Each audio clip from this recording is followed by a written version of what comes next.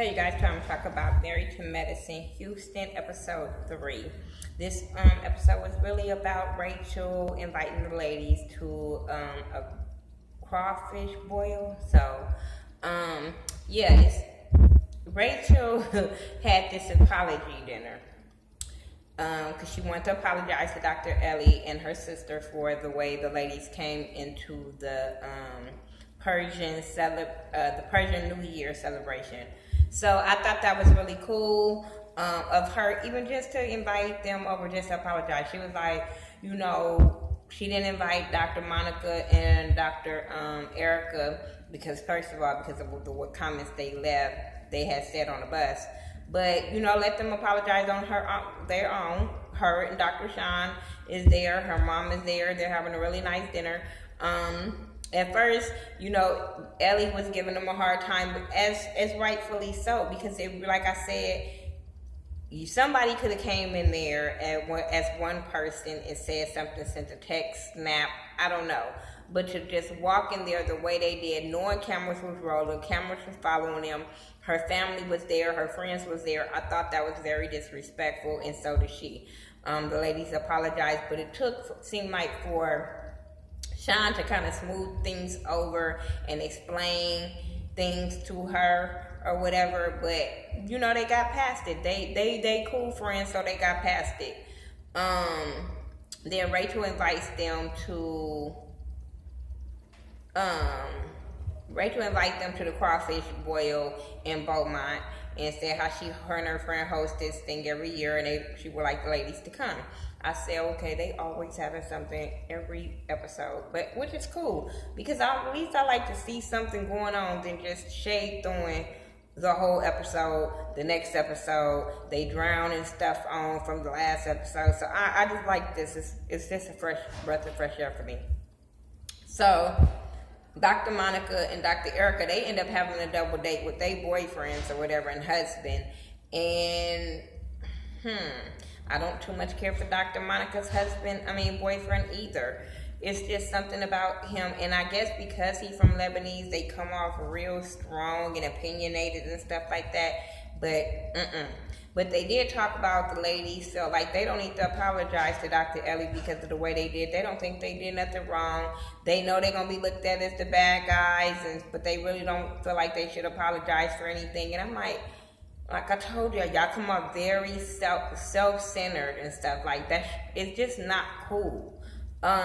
If you know a girl's feelings is gonna be hurt for your actions, just apologize. Like, I didn't understand that. They talked about Dr. Erica having a baby, and like I said, this is where I said that Ahmad was I think that's his name, very rude. Like, regardless of your opinion, it shouldn't have been said. It should have been just heard what they was having to say, and if you didn't agree with it, you be quiet.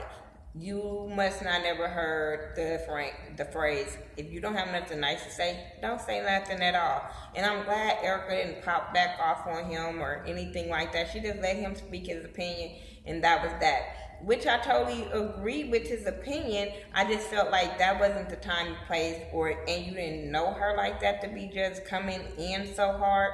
But I do agree that she using her career as an excuse to not have a baby, which is not cool because there's a lot of doctors that have kids and still be doctors. I understand this is her first year or something like that, but at the same time, it's your first year with your husband too, and you don't want to run your husband out because y'all can't compromise on having a child.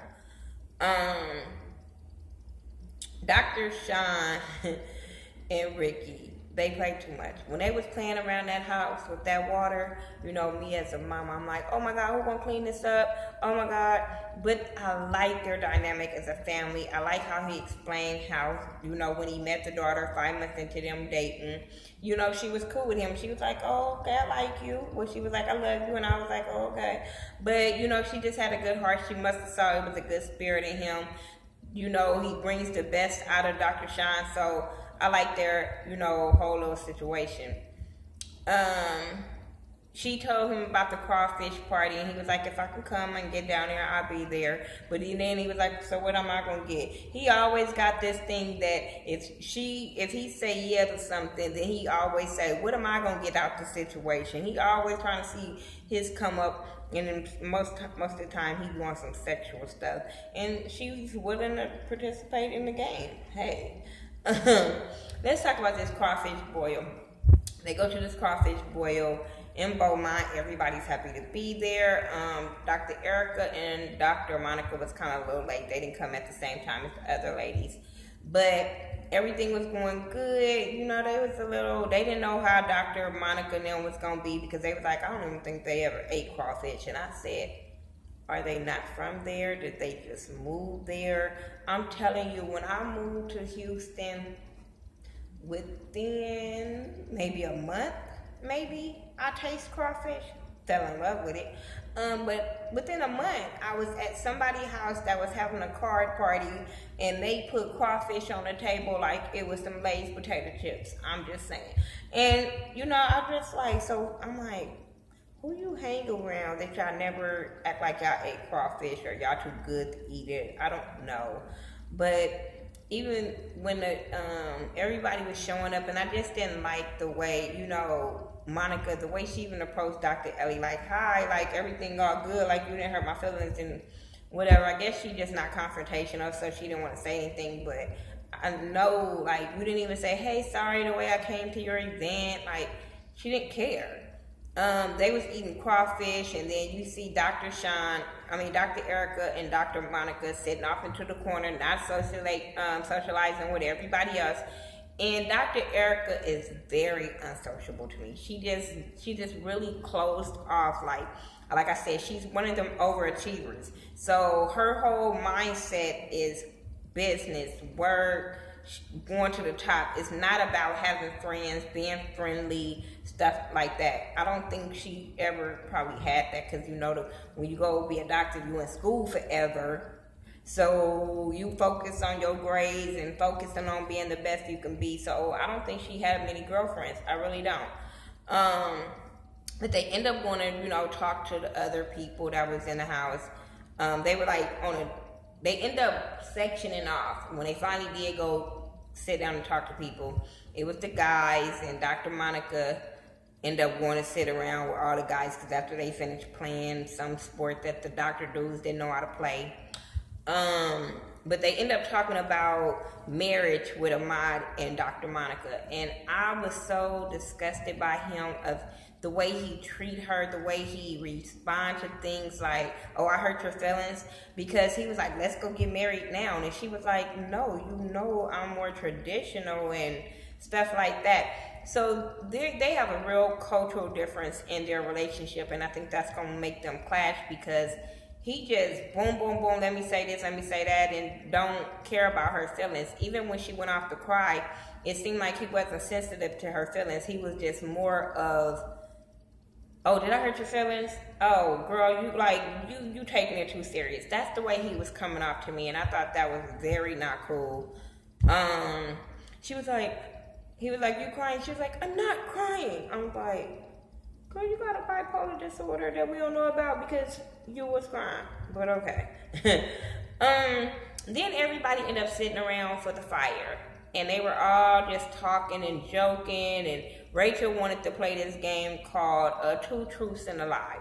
So it was funny, because Ricky, I think all his things was a lie. He was talking about some hair on the nipples. Then when he said somebody pregnant, they looking like, but it was all a lie. And he was just trying to make fun and jokes. So I thought that was cool. Everybody was going around saying stuff, but when it got to Dr. Erica, she was like, I'm not playing this game. It's not going to happen. And she was just really not sociable. So it kind of ticked off Rachel. Like, I brought y'all here to relax and let your hair down type of stuff. But Dr. Erica, in her mind, is, I got to get up to go to work. I ain't got time for all these little kid games. But they were just, it was like I said, Rachel just wanted everybody, not a doctor, you know what I'm saying? Like, she was like, everybody here is busy. Everybody here has stress about work and want to go to work and have to go to work. And you the only one that's just having this sour attitude about the situation. So Rachel was drinking. Rachel was getting white girl wasted. And you know, sometimes a drunk mind just speak a sober heart. Plus, they just pop off, or you know what I'm saying? But so she just started going in. She started going in, and next thing you know, Dr. Erica and her husband got up to leave. And she was like, bye, gone, see ya. And so then the crowd dispersed, everybody getting ready afterwards for bed or whatever. And Dr. Ellie comes and talks to Rachel. And, you know, Rachel was spilling her guts on how she felt about Dr. Erica and all this kind of stuff. And then next thing you know, she started talking. She was so drunk, she just started telling everything. She was telling her about what Dr. Monica then was saying on the bus about Dr. Ellie. And I said, oh, this is going to go bad. This is going to go bad. And I really didn't think she was just being malicious. She was drunk and in her feelings. And you know how they just be running off at the mouth. And she felt bad. When she said something, I said, this is not going to go well. This is not going to go well. She going to look like a snitch. It's not going to go well. But at the same time, that is your homegirl. They was talking about your homegirl, knowing that with your friend. They shouldn't have been doing it. So, hey. And then smiling her face like everything good. So, whatever. Because Ellie was trying to take up for them or whatever, take up for them. And, you know, Rachel just bust their bubble like, girl, don't believe that. They was talking about you too, and don't believe you were really a doctor, and they was discrediting you. So please don't be all up in their face. And so she said that she was going to confront her, but she just wasn't going to confront her there because that wasn't the time or the place. And I said, see, class act. Class act, because you know anybody else would have been like, oh, let me go confront her, let me go say something now, let's come on cameras, let's go do it. And she didn't do that. So I thought that was really, really professional and classy of her. That's my review for Married to Medicine episode 3, and I'll be right back for 4. And make sure you guys follow me on all social media sites by Thaghettoview, THA, not THE, and I'll talk to y'all later.